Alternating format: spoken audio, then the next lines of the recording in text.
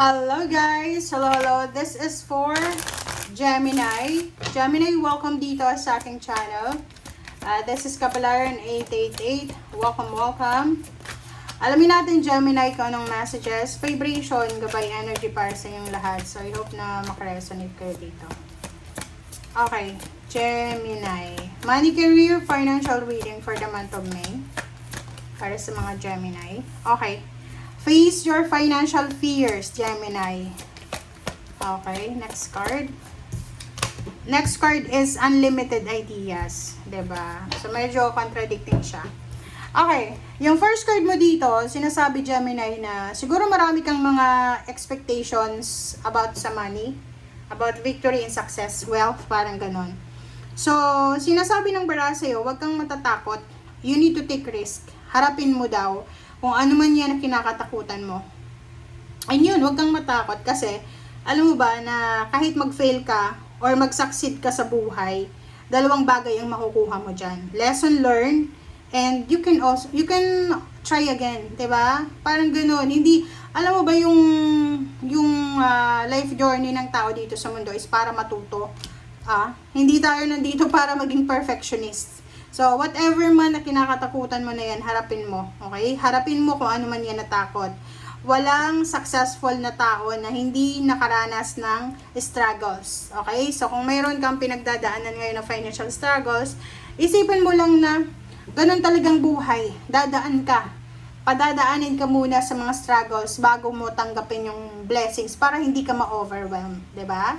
Unlimited ideas. So, kung ano man ang naiisip mo ngayon, naiisip na trabaho, naiisip na pagkakakitaan, naiisip na pag-iipon, naiisip na purpose, kung ano yung gagawin mo sa perang kikitain mo.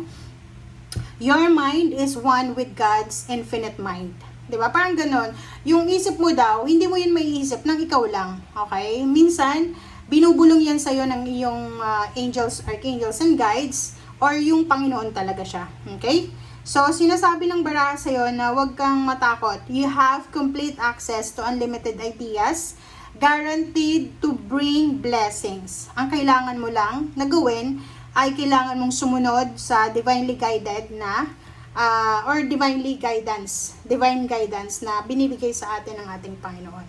So, halimbawa, kung ano yung pumapasok sa intuition mo, sa instinct mo, may naiisip ka na paraan para malagdagan yung sweldo mo, gawin mo siya. Na may naiisip kang paraan para makatipid ka, gawin mo siya. May naiisip kang paraan para makatulong ka sa mga kapamilya mo na nangangailangan, gawin mo din siya. Okay? So, lahat ng naiisip natin, hindi natin yan maiisip ng tayo lang. Okay?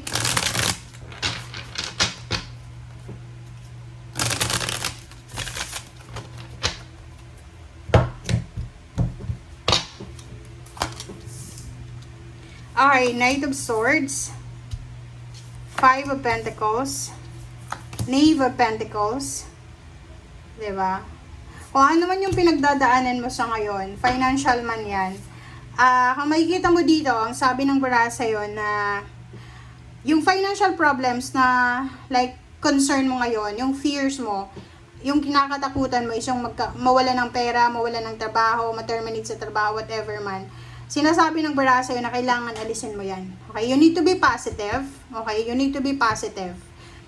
Parang ang nakikita natin dito, natatakot ka sa kung anong mangyayari kinabukasan or bukas makalawa. Yung parang masyado kang stress kasi pakiramdam mo parang feeling mo hindi mo na makukuha yung pinaka pangarap mo talaga, lalo kung senior citizen ka na. But sinasabi ng bara sa'yo dito na huwag kang mag-alala, hanggat buhay ka, may pag-asa. And yung Knave of Pentacles, this is for the future, na sinasabi na in the near future, hindi ka dapat nag-aalala. Kasi kung ngayon, wala kang options and choices, lalo na sa salapi, huwag kang matatakot. Lahat ng ginagawa mong sakripisyo, sacrifices siya.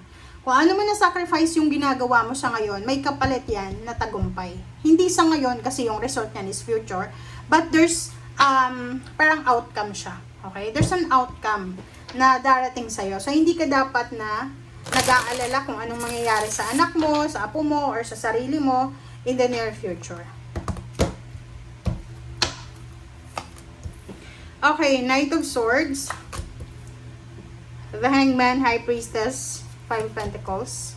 Knave of Pentacles, Queen of Swords. Two of Wands, Knight of Wands. Okay, Page of Cups, and Three of Wands. Wow, ang ganda neto. So, dito naman, sinasabi ng barahan na High Priestess, Knight of Swords, mabilis siya. Napakabilis. So, ibig sabihin, wag kang masyadong magmamadali. Okay? Wag kang masyadong magmamadali.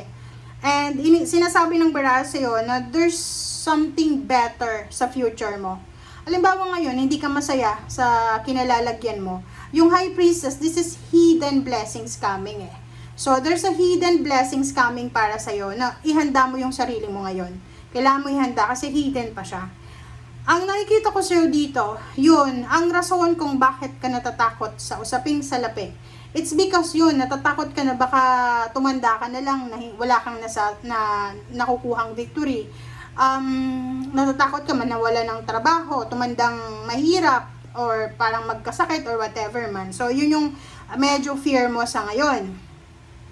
Yung Queen of Swords, saka Knave of Pentacles, sinasabi ng barahan na, wow, hindi pa huli ang lahat. Okay? Hindi pa huli ang lahat. Yung Queen of Swords, ang sabi dyan sa'yo na there's something more, there's something better coming para sa'yo in the future.